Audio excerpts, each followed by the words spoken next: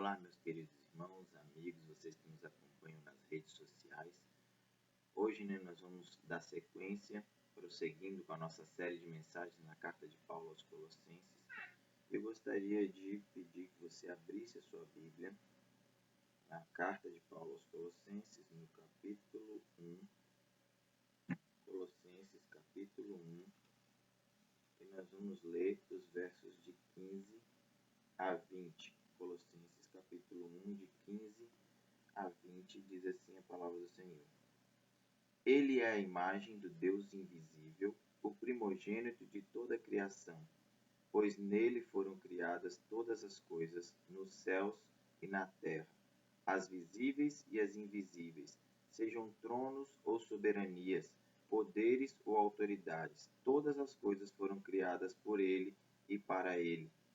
Ele é antes de todas as coisas, e nele tudo subsiste.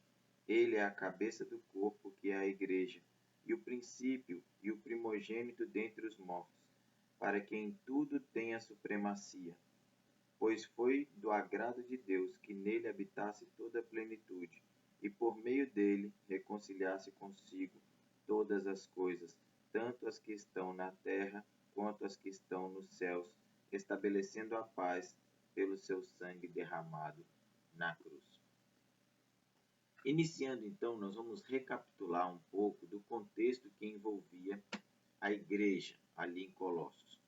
Como já vimos anteriormente, a cidade de Colossos possuía uma grande miscigenação de povos e culturas, tais como judeus, frígios, que eram um povo muito supersticioso, e colonos gregos, com seu gosto tradicional por filosofia.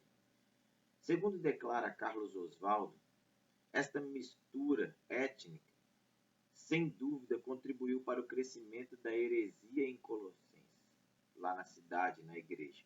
Portanto, o problema em Colossos vai muito além do que um simples sistema religioso. Na verdade, ele se apresenta multifacetado e bastante fluido, acomodando facilmente tendências diversas da filosofia grega e o tradicionalismo judaico, o que para Carlos Oswaldo era uma forma sincrética de crença e culto que roubava o cristianismo da sua identidade ao diminuir Cristo e exigir acréscimos à fé como um meio da salvação.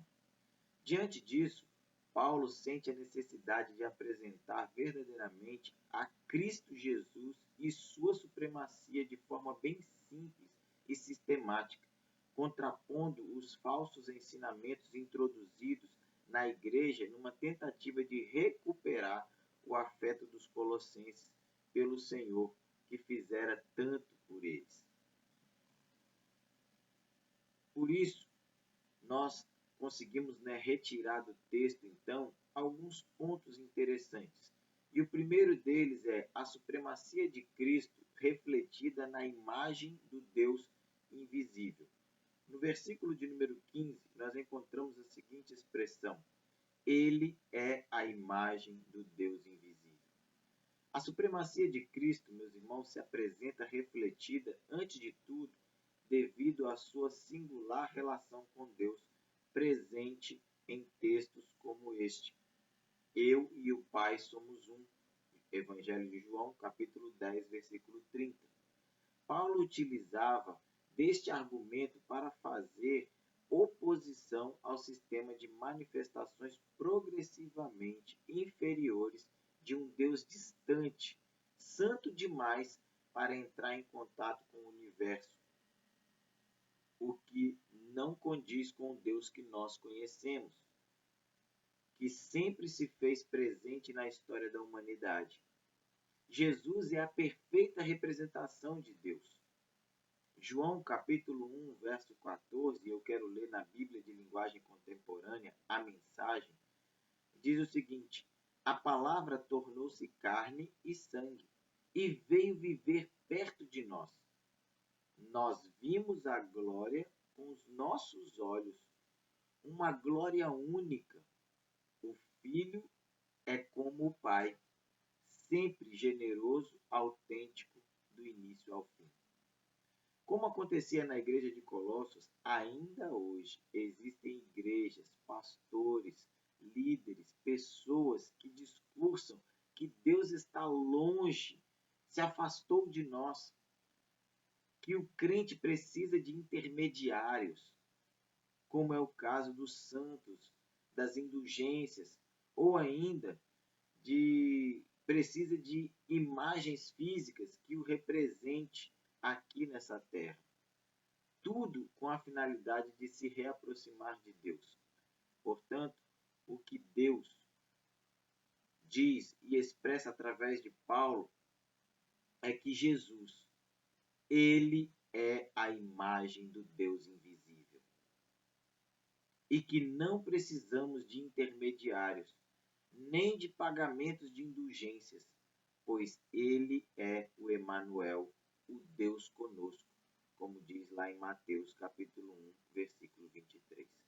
O segundo ponto importante que nós encontramos neste texto é que a supremacia de Cristo é revelada na criação e soberania sobre todas as coisas. Versos 16 e 17, nós encontramos o seguinte, versículo 16 e 17. Pois nele foram criadas todas as coisas.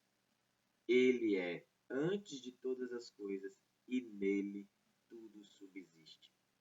A supremacia de Cristo também é apresentada em virtude da sua relação com o universo, com aquele universo criado, com aquilo que Deus fez. João deixa isso bem evidente ao escrever em seu evangelho as seguintes palavras. João capítulo 1, versículos de 1 a 3, diz assim: No princípio era aquele que é a palavra. Ele estava com Deus e era Deus. Ele estava com Deus no princípio. Todas as coisas foram feitas por intermédio dele. Sem ele, nada do que existe teria sido feito.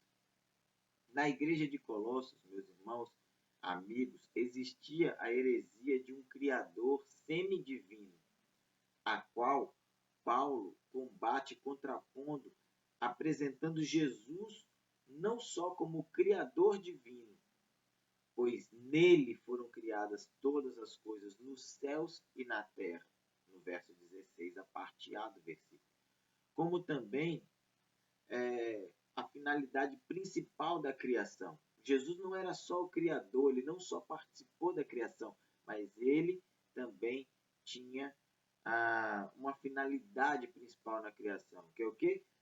Verso 16, a parte C, todas as coisas foram criadas por ele e para ele. Sendo ele aquele que tem autoridade sobre a criação, como sendo o primogênito de todas as coisas criadas. É isso que Paulo está dizendo para nós. Isaías 43, verso 13, na Bíblia Revista e Corrigida, diz o seguinte: ainda antes que houvesse dia, eu sou. Deus está mostrando para nós, através da profecia de Isaías, que antes que houvesse algo criado, ele já era. Ele já existia. Ele já estava aqui. Então, Cristo tem autoridade sobre os espíritos e anjos e qualquer categoria que possa ser invocada. Verso 16, a parte B diz: as visíveis e as invisíveis, sejam tronos ou soberanias, poderes ou autoridades, todas elas estão submissas e subjugadas diante do Senhor Jesus. Esse mesmo Jesus é responsável por sustentar a integridade do universo. No verso 17 ele diz: ele é antes de todas as coisas e nele tudo subsiste. O que percebemos é que atualmente a igreja tem demonstrado uma frieza espiritual e de conhecimento também muito grande em relação ao reconhecimento da supremacia de Cristo sobre a criação. Isso tem acontecido decorrente de diversos fatores externos, como filosofias e pensamentos, com os quais a igreja tem se deixado levar, afastando-se da presença e da e da palavra de Deus. É exatamente contra essas filosofias que Paulo nos adverte. Era exatamente contra esse tipo de coisa que Paulo estava ali combatendo na igreja de Colossos. Por isso, o terceiro ponto que nós encontramos no texto é que a supremacia de Cristo ela reconhecia no seu senhorio a igreja. A supremacia de Cristo é reconhecida no senhorio sobre a igreja. Verso 18. Ele é a cabeça do corpo, que é a igreja. É o princípio e o primogênito dentre os mortos, para que em tudo tenha a supremacia. Então, ele é reconhecido sobre a supremacia na igreja. A supremacia de Cristo, meus irmãos, é evidente também por causa da sua relação especial com a igreja, sobre a qual ele tem suprema autoridade como sendo seu cabeça. Efésios capítulo 1, verso 22 e 23, diz o seguinte: Deus colocou todas as coisas debaixo dos seus pés e designou como cabeça de todas as coisas para a igreja, que é o seu corpo, a plenitude daquele que enche todas as coisas, em toda e qualquer circunstância. Para os colossenses, as heresias propunham retirar de Cristo o poder e a autoridade sobre a igreja. E Paulo combate este pensamento de forma a apresentar que Jesus tem a supremacia, também sobre a igreja, tendo total autoridade sobre ela. Nesta palavra de Paulo à igreja em Colossos, está evidenciada a autoridade absoluta de Cristo e seu governo ativo sobre a igreja, na qualidade de Senhor. E esta posição ele não divide com ninguém. É comum vermos hoje, então, líderes cristãos galgando posições de destaque e privilégio na igreja, colocando-se, em sua maioria, em situação de senhores da igreja, tomando, assim, o lugar que é de Cristo Jesus. Por causa dessa postura, que também era apresentada na igreja em Colossos, que o apóstolo faz a seguinte declaração. Colossenses capítulo 2, verso 19. Trata-se de alguém que não está unido à cabeça. É contra esse tipo de situação, meus irmãos, que Paulo se manifesta ao declarar que este lugar é de Cristo e de mais ninguém. Ele é o Senhor e cabeça da igreja. O quarto ponto que nós encontramos é a supremacia de Cristo representada na redenção do homem. Versos 19 e 20. Pois foi do agrado de Deus que nele habitasse toda a plenitude, e por meio dele reconciliasse consigo todas as coisas, tanto as que estão na terra quanto as que estão no céu, estabelecendo a paz pelo seu sangue derramado na cruz. A supremacia de Cristo é representada no fato de ser ele o agente divino da reconciliação, a qual ele realizou por meio da sua morte na cruz em sacrifício pela remissão dos pecados da humanidade, e por meio dele reconciliasse consigo todas as coisas. A restauração do homem pecador depende do sacrifício expiador de Cristo, como declara Paulo aos Romanos. Romanos capítulo 5, versículo 11. Não apenas isto, mas também nos gloriamos em Deus, por meio de nosso Senhor Jesus Cristo, mediante quem recebemos agora a reconciliação. Os gnósticos, eles negavam a validade de qualquer forma de sacrifício de expiação na cruz. A heresia espalhada na igreja de Colossos via valor no batismo nas águas, mas negava o sacrifício de sangue de Jesus para a remissão dos pecados. Aqui no texto, então, Paulo combate exatamente esse tipo de ensinamento. Percebam que na fala de Paulo, Deus é o tema. Ele reconciliou os homens consigo mesmo. E Cristo é o instrumento utilizado para essa reconciliação. Foi através de uma morte expiatória pelo pecado, realizada na cruz, que este fato se concretizou. O texto 2 Coríntios capítulo 5, versos 17 e 19 diz: Portanto, se alguém está em Cristo, é nova criação. As coisas antigas já passaram, eis que surgiram coisas novas. Tudo isso provém de Deus, que nos reconciliou consigo mesmo por meio de Cristo e nos deu o ministério da reconciliação. Ou seja, que Deus em Cristo estava reconciliando consigo o mundo, não lançando em conta os pecados dos homens, e nos confiou a mensagem da reconciliação.